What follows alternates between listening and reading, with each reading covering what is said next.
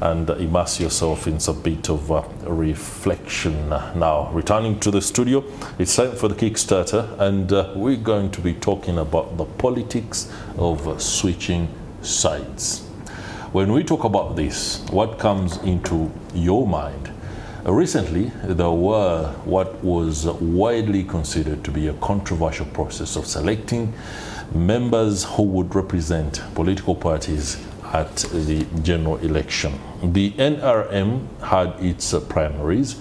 Now, within those primaries were people who felt disenfranchised and unfairly treated or beaten to the position of flag bearer. They have since said they will come, or rather contest, as independents. The National Unity Platform followed suit in the line of controversy with its vetting and controversial model on who would take the party ticket.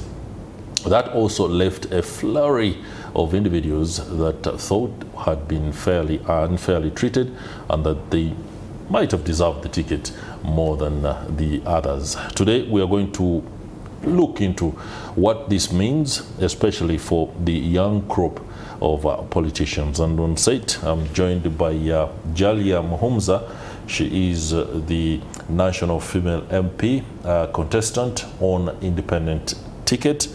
I'm also joined by David Musiri, a candidate who is carrying the flag for the Democratic Front in Machindia West MP race.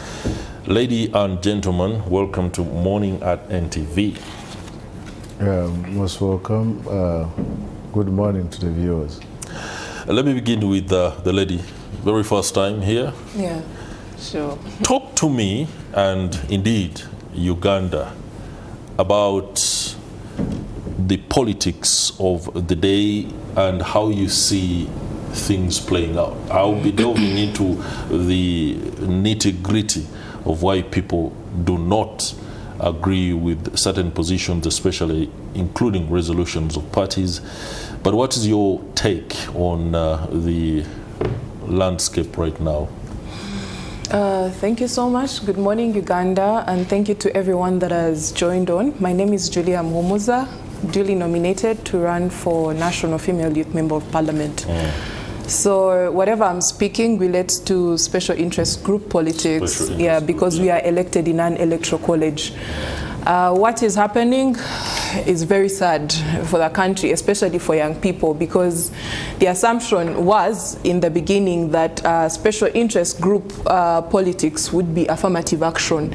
For example, for young people, to make sure we have young people representing us in parliament. But what is happening that we have seen, especially right away from primaries, like primaries of the ruling party, is high commercialization of this politics. In fact, the politics in electoral college has become more expensive than constituency politics, where you have seen at least videos of MPs aspiring, giving out 2,000 shillings to get votes, people to line up behind them in NRM primaries.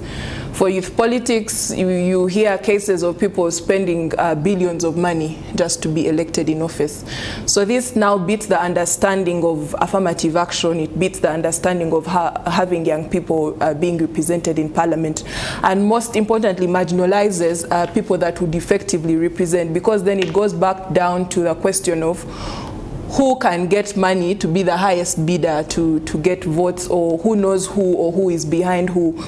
Now, the reason I say this is a very bad precedent for the country is we are young people, we are the present and the future. The things we are doing today are setting precedents for the next electoral cycle, even if we outgrow the youth politics in 2031, because if the assumption is you have won because of money, it will become a trend for those that will come after us and even other constituencies that will go through. So are there certain things that we have to set straight as young people? Because like I mentioned, ours is beyond the current, it's for the future. Yeah. there is no money worth your vote. That is a constant. And then it beats our understanding, where does the money actually come from in these campaigns? Yeah, when we are lobbying for projects, when we want certain things to be done differently, we do not see, we see people saying money will come, but in campaigns, money is flying left, right, center. So we really need to, ISI can come up with campaign financing laws, because what beats our understanding is, even on days of election, people are comfortably distributing money. Vote bribery is done openly and nothing is done differently. So this is a wrong precedent, and we need to break this cycle as soon as we can, because in the end we are losing very many good leaders, and what eventually happens is, if someone has bought your loyalty, they will not be accountable to you. Yes. Thank you very much. Mr. David Musiri, should I address you as the head of institutions at the National Unity Platform? No, I am former head of institutions. You're former head of institutions at the National Unity Platform. Yeah. You have effectively parted ways with the National Unity Platform and joined the Democratic Front. Yeah, of course, it is free exit, free entry. Tell us about that. I think it's a clarion call to all the young people there, our generation. You must put on your armor, prepare to have a thick skin for you to survive in the arena of politics. In all, I think cutting across, all parties have sham processes, how to deliver the candidates. The missions are not very clear. For example, if one is compromised right away from, for example, right away from the primaries, to me it compromises their consciousness. So whoever targets to splash money to these individuals is compromising them from the start. Therefore, then we have to think which kind of generation are we ought to have in future. You know, every generation must only discover their mission, and they either fulfill it or betray it.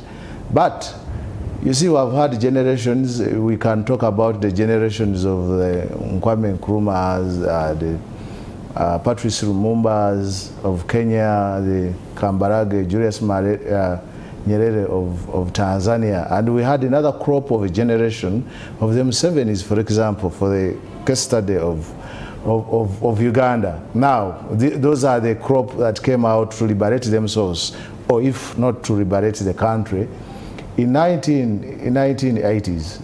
So now it is incumbent on us to showcase which country, which Uganda do we want to have. You know, as I said, that's why we have half-baked, for example, legislators in the House. You have seen people throwing insults on each other. The politics today is full of blackmail, intimidation, character assassination.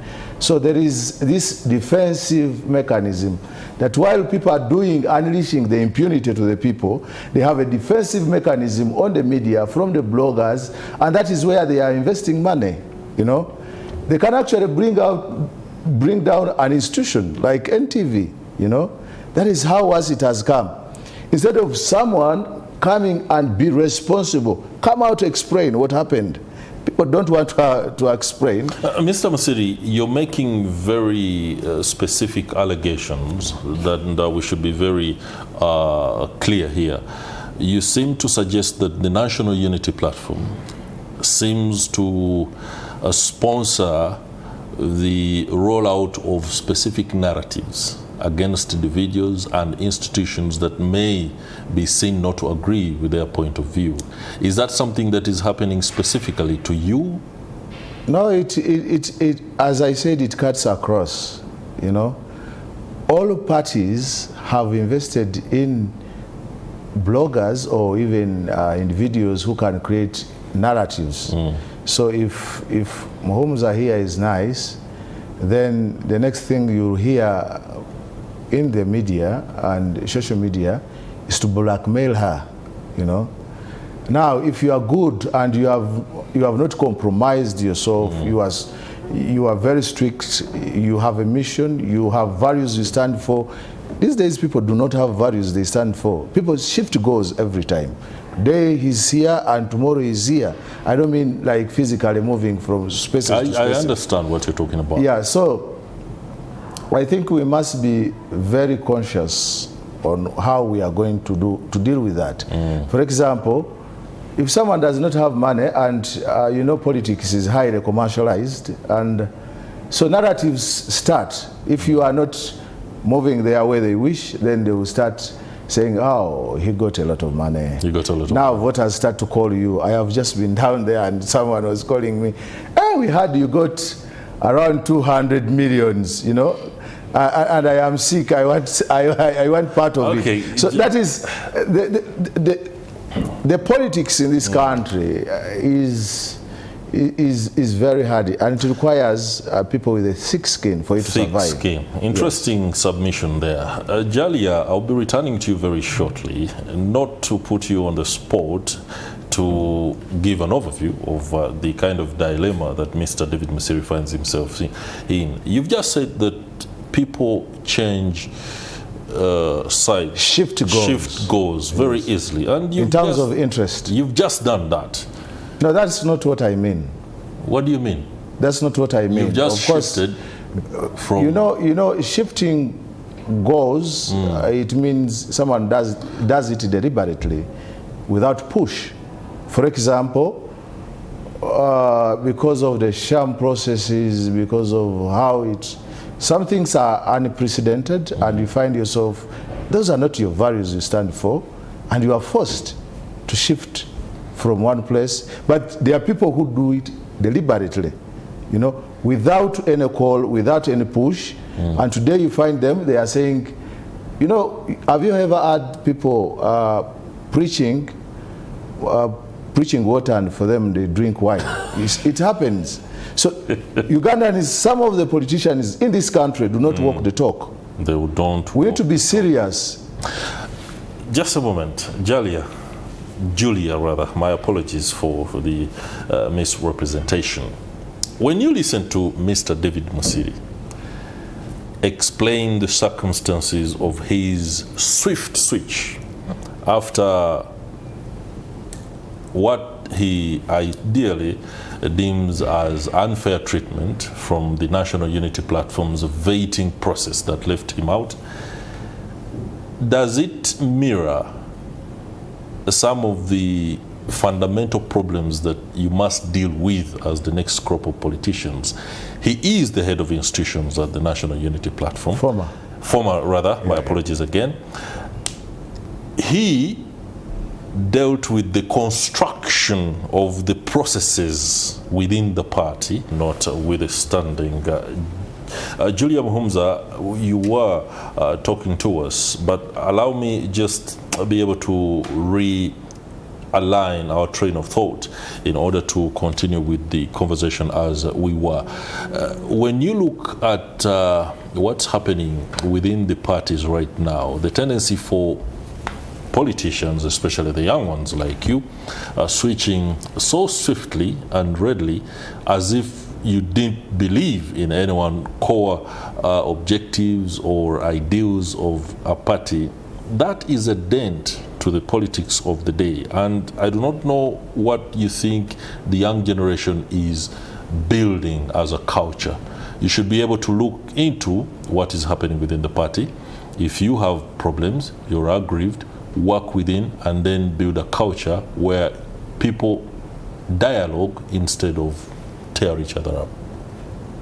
That should be true, but the question we should ask now, are the political parties willing to listen to the young people? When you see largely the victims of all the sham processes you've mentioned across political parties, you realize that the most victims are young people.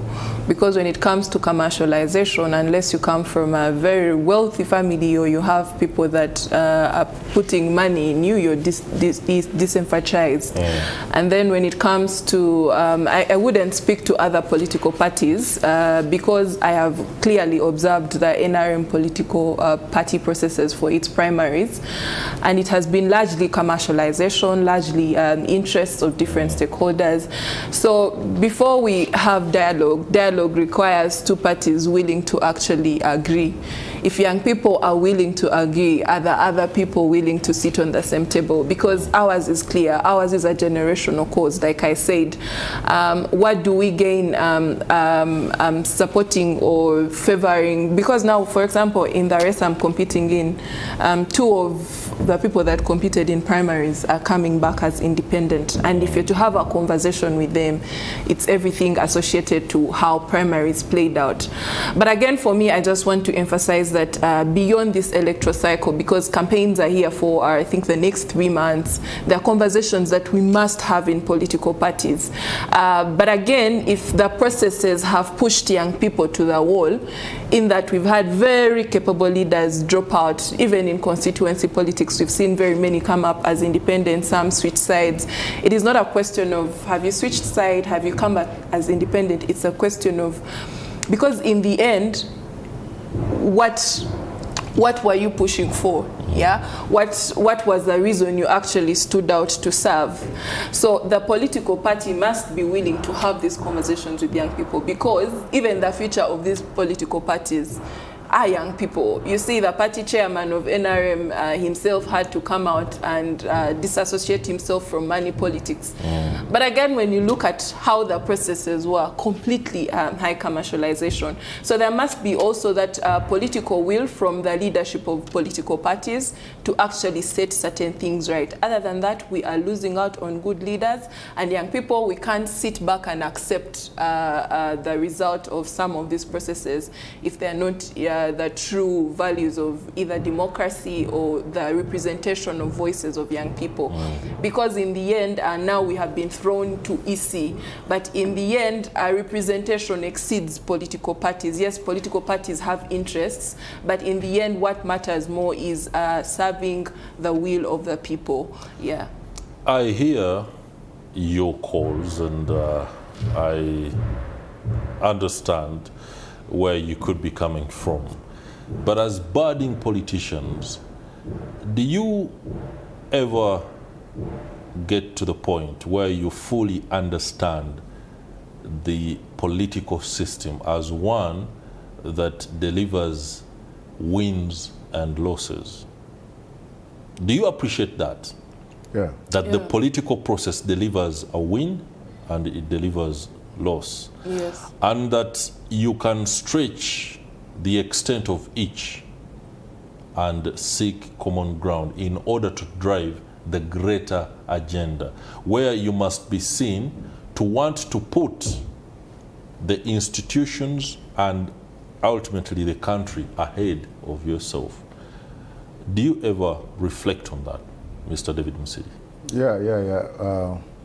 Very, very well, but we should not forget that there's nothing they are going to give to the young people on a silver platter. You see, when you set the rules of the game, then you are not supposed to bend them, to favor someone, or maybe because cutters of the respect, cutters of the capital they come with. It is a few heroes that we have had on this continent. For example, the late Raila Odinga Baba from Kenya, I think he's a champion of dialogue. But his dialoguing, it caused him to put off his egos and put his country first. We would not have so much and many people of that kind, of that nature. But still, what comes out of that? For example, you talk about the handshake that happened in Kenya. He was blackmailed. He was character assassinated. He is only given his flowers when he's dead. It is not important. So you have to fight. It is a fight. No one will ever, at any time, will ever give us things on a silver platter. At time X, we must fight for it. We understand actually about the ideology. But you go to the party, like now I am in DF, I understand they are environmental related. That is what is very important for me as environmental activist and a human rights defender. But now you find that still they are compromising the same. I don't mean that they are doing now, but it reaches a time and you feel like this ideology is not your outfit. For example, when you talk about core values, you have core values, for example, like integrity. And what you do is not showcasing the integrity. Then how do you expect the young man to be there? If you are saying it should be inclusive, and you are only selecting people according to how much they have, then the young people will be in a mess. They will be in the wrong place for that. Okay, interesting submissions there. Let me ask, people are wondering where you people are getting the money for election. You told us somebody called you saying you had received 200 million Uganda shillings. One thing I can say that in politics, there is always, rumors don't just come up. Let me first ask Ms. Muhumuza, where are you getting the money for your backing? One, I have been in leadership from MOBS, running as guild president, NRM flag bearer, sub-gender minister, vice president UNSA. So I've really been around. There are very many people that have seen me grow into the threshold of leadership. I've been mentored by very many people. And for me, it takes, the way we say it takes a village to raise someone. I want to attribute my leadership journey to very many people across the country. You will be shocked that even part of my campaign, some of the people that would be my voters are also pushing me. So for me, like I mentioned, my candidacy is beyond myself as a person. It's for young people, by young people, and with young people. And right from the moment I declared my intention through nomination, I want to be grateful that I've received a lot of support from friends, from family, from different people that have mentored me across different journey. So I wouldn't say I am going here and I'm getting money here, but I would say that mine is a collective effort by very many people that are not only mentoring me or supporting me, but also believe that this position really serves the interests of young people. Okay, David Musiri, the Democratic Front was chest thumping that it has offered to pay some of the fees required for many of the candidates and offer another war chest to help you with the campaign. So the claim may be that you received 200 million Uganda shillings is not far-fetched.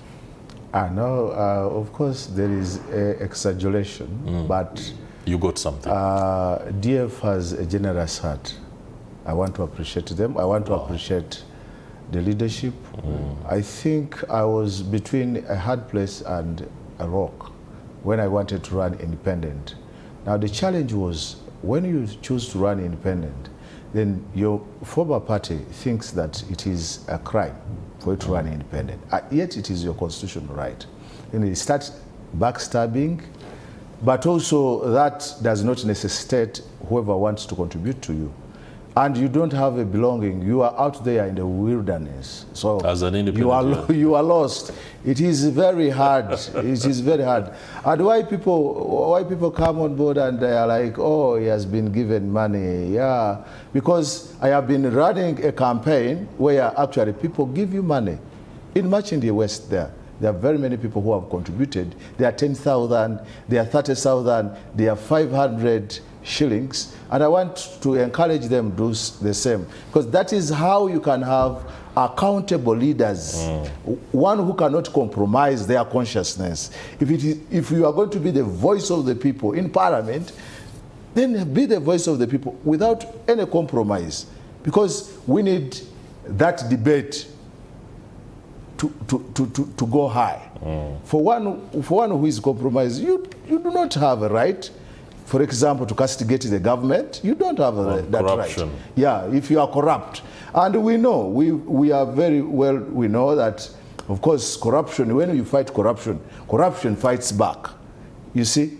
And that's why people create such analogies around throwing insults there and there.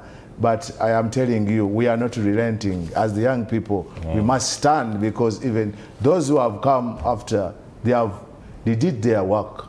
It is ours now. We must do something. All right. Thank you very much, David Musiri, the Democratic Front flag bearer for March in the West MP contest. Many thanks to you too. Julia Mahumza, independent national female candidate. I wish you the very best as you endeavor to change the shape and the culture of Uganda's body politic. That will do it for the Kickstarter discussion. But when we move a little further